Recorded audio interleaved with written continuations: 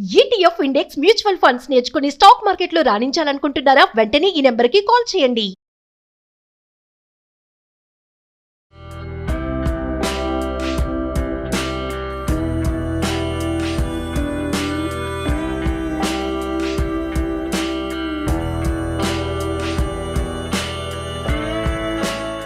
Welcome to Mom's kitchen.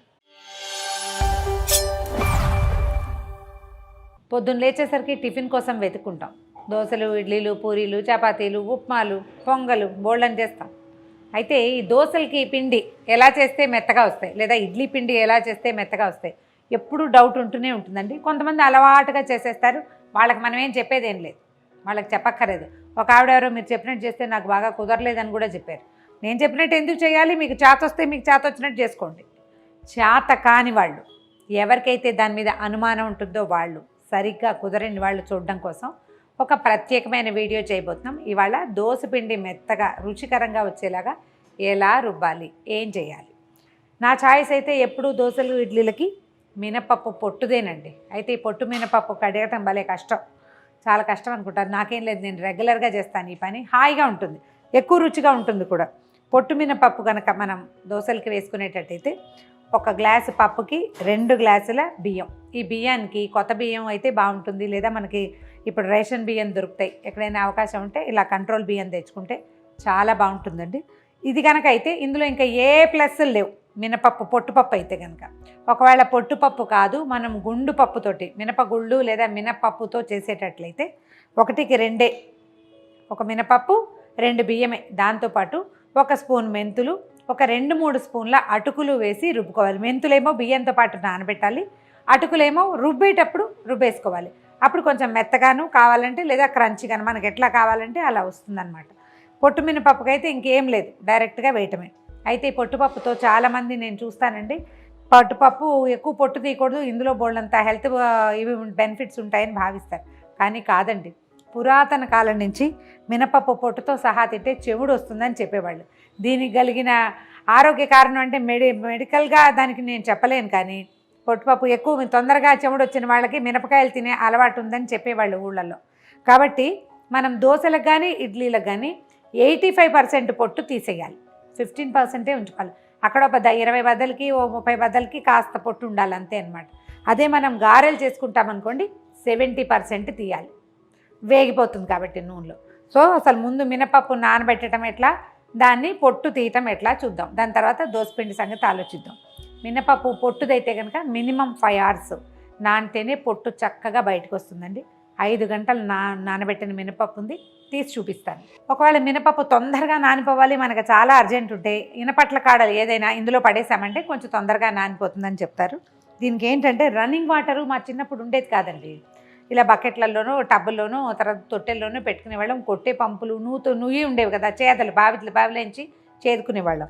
అప్పుడు ఒక easy మెథడ్లో చేసేవాళ్ళం. ఇప్పుడేముంది, మనం రన్నింగ్ వాటర్ ఉంది, సింక్లో నీళ్ళు వస్తుంటాయి, వాష్ బేసిన్లో, కిచెన్లో, అందులో నీళ్ళు పట్టి పోసేసి మొత్తాన్ని పొట్టు బయటికి తీసేస్తాం.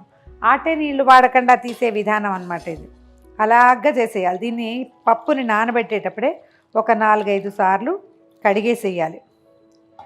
కడిగేసి తర్వాత మంచినీళ్ళు పోసి నానబెట్టుకోవాలి.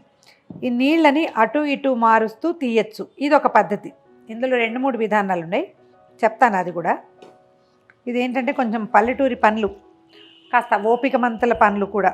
ఈ పని అంతా ఎవరు చేస్తారు అంటే ఓకే, బట్ దీని రుచి మాత్రం ఈ గుండు పప్పుకి రాదు. చూడండి, ఇట్లా ఇట్లా ఇలా కదుపుతుంటే వచ్చేస్తుంది. ఇది పొట్టు తేలిగ్గా ఉంటుంది కదా, కాబట్టి వచ్చేస్తుంది. ఒకవేళ ఇలా కాదు, మనం ఇంకో రకంగా చేయాలంటే ఇందులో ఏం చేయాలి, దీనికి ఏంటంటే కొంచెం పెద్ద గిన్నె తీసుకుని నీళ్లు పైదాకా పోసుకోవాలి. పోసుకుని పైన చేయి తిప్పితే మనకి పొట్టు వచ్చేస్తుంది. చూడండి ఇట్లా. నాకు దీనికంటే ఆ పని స్పీడ్గా అవుతుంది అనిపిస్తుంది. గిన్నె లోతు లేదనుకోండి రాదు, గిన్నె ఎక్కువ లోతుగా ఉండాలన్నమాట. మధ్య మధ్యలో ఒకసారి పప్పుని బాగా ఇలా నలిపితే అక్కడక్కడ పట్టుకుని ఉంటుంది కదా, ఇది వచ్చేస్తుంది అన్నమాట. కొంచెం పెద్ద గిన్నె తీసుకోవటం, ఏగో దీన్ని ఇలా తిప్పుతూ ఉంటే చక్కగా పొట్టంతా పైకి వచ్చేస్తుంది. ఒక్క తెల్ల గింజ కూడా రాకుండా తీసుకోవచ్చు. ఇదొక మెథడు, ఇందాక చూపించింది ఓ మెథడు. ఇది ఈజీ అండి, చూడండి కనపడుతుంది సులువుగా. ఈ వంచేటప్పుడు దబేల్మని చేయకూడదు అనమాట, కొంచెం నిదానంగా చేయాలి. ఇదిగో కనిపిస్తుంది చూడండి, ఈ పొట్టు అలాగా తీసేసేయాలి. మళ్ళీ ఈ నీళ్ళని వెనక్కి పోయాలి. ఇది పొట్టంతా 80% వచ్చేసాక అప్పుడు మంచినీళ్ళు పోసి 2-3 సార్లు కడిగేస్తే సన్నటి రద్దు ఉంటుంది, అది బయటకు వచ్చేస్తుంది.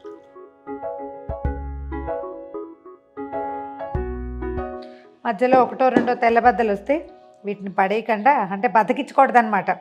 మినపప్పు ఒక్క గింజ పారేసినా ముత్యం పారేసినట్టే. ముత్యాలు పారేసుకుంటామా? పారేయం. అట్లాగే ఈ మినపద్దలను కూడా పారేసుకోకూడదు. ఓ 4-5 సార్లు చేస్తే ఈ పని మనకి చాతొస్తుంది. పొట్టు తీసేసిన మినపప్పు చూడండి, ఇంత మాత్రం పొట్టు ఉండొచ్చు, ఇంతకంటే ఎక్కువ ఉంచకూడదు. దీన్ని రుబ్బేసి ఒక గిన్నెలో పోసుకోవటం. తర్వాత బియ్యాన్ని 2 గ్లాసులు నానబెట్టాం కదా, బియ్యం కూడా నానబెట్టిన బియ్యాన్ని మిక్సీలో వేసి గ్రైండ్ చేసేయండి. ఒకవేళ మన దగ్గర వెట్ గ్రైండర్ ఉంటే అవి కూడా 2 విడివిడిగా చేస్తే ఎక్కువ స్మూత్గా వస్తాయి. కాదు మన గ్రైండర్ మంచి బలమైనది అయితే మొత్తం కలిపి ఎత్తిపోసేయండి. 10 నిమిషాలు 15 నిమిషాల పాటు వెట్ గ్రైండర్లో కనుక రుబ్బితే స్మూత్ పేస్ట్ వస్తుంది. ఇదేంటంటే ఎప్పుడైనా సరే తీగానే ఇడ్లీ పిండి దోసపిండి రుబ్బగానే కనుక వేసుకుంటే చప్పగా మందంగా వస్తాయి. అయితే అట్లనే వాళ్ళు పాత రోజుల్లో దాన్ని బెల్లంతో నలుచుకొని తింటే జబ్బు చేయదని చెప్తారు. నిలవ పెట్టేసరికల్లా మనకి దోశ అయిపోతుంది. అది ఒక రోజంతా ఒక పూటంతా ఫర్మెంట్ చేసాం, పొద్దున్న రుబ్బామనుకోండి, సాయంత్రం దాకా ఎండవేళ మనం చక్కగా ఒక గిన్నె మూత పెట్టి వంటింట్లోనో డైనింగ్ టేబుల్ మీదే వదిలిపెట్టేస్తే సాయంత్రానికి బొరబొరలాడుతుంది, పొంగిపోతుంది, ఫెర్మెంట్ అవుతుంది కదా, పప్పు బియ్యం కలిసి ఫెర్మెంట్ అవుతుంది. ఈవినింగ్కి సాయంకాలం తినచ్చు, కానీ 2వ రోజుకి దాంట్లో పెరిగేటువంటి బి కాంప్లెక్స్తో పాటుగా అనారోగ్యం కూడా ఉంటుంది. అట్టు 6 నెలల రోగాన్ని బయటేస్తుంటారు. అరిసెని కూడా అలాగే చెప్తారు. ఫ్రెష్ అట్లయితే పెద్దవాళ్ళకి చిన్నపిల్లలకి చక్కగా పెట్టేసేయచ్చు, చప్పగా ఉంటాయి. ఏదైనా కారపచ్చళ్ళు దాల్చుకోవచ్చు, లేకపోతే బెల్లపాకం చాలా ఎక్సలెంట్గా ఉంటుంది. రుబ్బేయడము కొన్ని గంటలైనా ఫర్మెంట్ చేస్తే దోశలు స్మూత్గా వస్తాయి. అట్టుగా తినాలంటే నేను చెప్పినట్టే రుబ్బేద్దాం.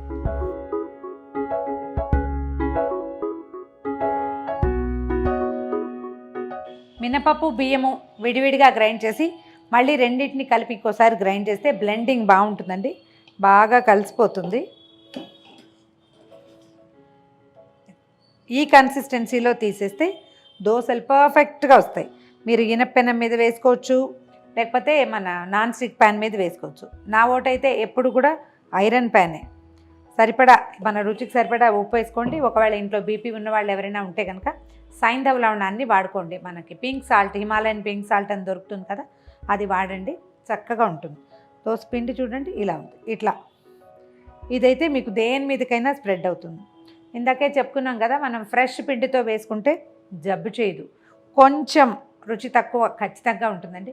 ఆరోగ్యవంతమైనవి ఏవి చాలా విషయాలు రుచిగా ఉండవు, పర్వాలేదు. దీంట్లో సరిపడా రుచిగా ఉండేది ఏదైనా చూసుకుని మనం కాంబినేషన్ చేసుకుంటే సరిపోతుంది. దోశలు వేసుకుందామా? దోశలకి 2-3 బేసిక్ థింగ్స్ ఉంటాయండి. పెనం, ఇనపెనం కావాలి, మందంగా ఉండాలి, లేదా నాన్ స్టిక్ అయినా వేసుకోవచ్చు. పెనం మీద ఖచ్చితంగా కొంచెం నూనె రాయటం. ఇది రాలేదనుకోండి ఫస్ట్ టైం, ఏం కంగారేం లేదు. దీనికి ఏం చేయాలి, కొంచెం ఆయిల్ రాయటం, తర్వాత ఒక ఆలు కానీ ఉల్లిపాయ కానీ, లేకపోతే సొరకాయ తాలూకు ముచిక, అరటికాయ తాలూకు హాఫ్ కట్ చేసి ఆ ముచికైనా వాడుకోవచ్చు. దీనివల్ల ఏమవుతుందంటే ఇది కొంచెం నాన్ స్టిక్ లాగా అవుతుందన్నమాట, అతుక్కోకుండా వస్తుంది.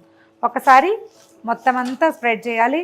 ఎవ్రీ టైము దోశని హై ఫ్లేమ్ మీదే కాల్చుకోవాలి. ఫ్లేమ్లో ఉంటే అతుక్కుపోతుంది, ఈజీగా రాదు. ఒకసారి దీన్ని నాన్ స్టిక్ చేయడం, అప్పుడు మనకు కావలసిన షేప్లో సైజులో వేసేసుకోవటమే.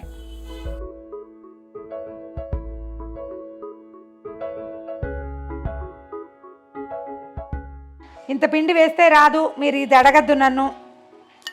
ఒక్క గరిటే వేసుకోవాలి, 2వ గరిటె వేయకూడదు. ఇది చెక్కముక్కలాగా వచ్చింది చూసుకోండి కావాలంటే. ఇది ఫ్రెష్ పిండి కదా, దాంతో ఇలాంటి షేప్ వస్తుంది. పిండిని కనుక ఫర్మెంట్ చేస్తే మనం బజార్లో తినే దోశలాగానే వచ్చేస్తుంది. ఇదైతే చిన్నపిల్లలు కూడా పెట్టేయచ్చు, ఎక్కువ నూనె వేయకుండా చేస్తే సరిపోతుంది. 2వ వైపు తొందరగా కాలిపోతుంది.